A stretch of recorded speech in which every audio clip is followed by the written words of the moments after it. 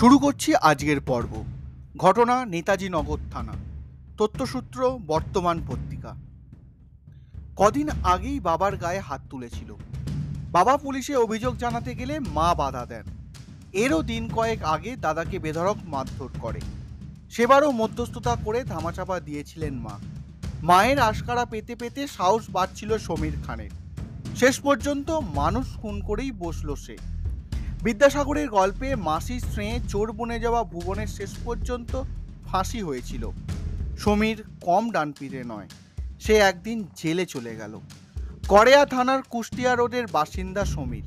রবিবার বিকেলে পাড়ার রাস্তায় কল থেকে জল নেওয়ার সময় তার সঙ্গে ঝগড়া হয় প্রতিবেশী সাজিদ খান নামে এক ব্যক্তির। বেশি কথা সহ্য হয়নি সমীরের। হাতে কাঁচি ছিল, সেটি সাজিদের বুকে গেঁথে এ জীবনের মতো চুপ করিয়ে দেয় তাকে। রক্তে মাখামাখি সাজিদকে ভর্তি করা হয়েছিল ন্যাশনাল মেডিকেল হাসপাতালে, কিন্তু ক্ষত গভীর, বাঁচানো যায়নি। মৃত্যু হয় যুবকটির।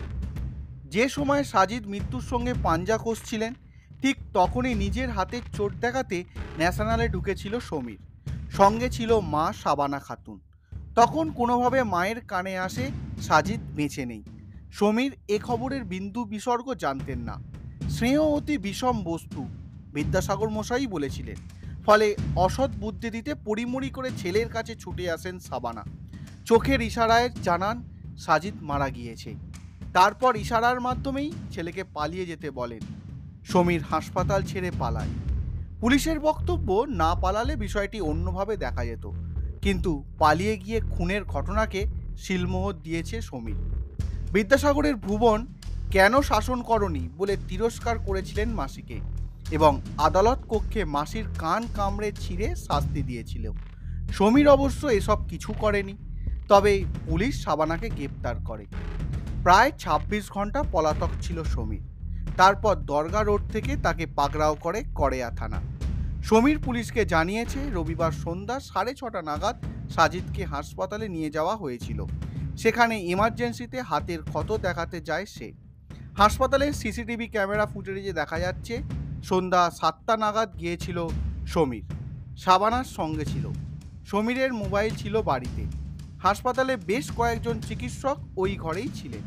তাই শাবানা ছেলেকে ইশারায় সাজিদের মৃত্যুর খবর দিয়ে পুলিশের ধরার আগেই পালিয়ে যেতে বলে। 7:10 হাসপাতাল থেকে বেরিয়ে যায় সমীর। মা চলে যান বাড়িতে। তবে মায়ের ইশারায় শেষ রক্ষা হয়নি। অতিরিক্ত স্নেহের কুফল ফলল। গ্রেপ্তার সমীর এবং শাবানাও। মাতৃস্নেহে বখাটে ছেলে। এই রকম থানার ভিতরের রহস্য রোমাঞ্চ কিছু ছোট গল্প দিয়ে সাজানো থাকবে আমার এই নিবেদন।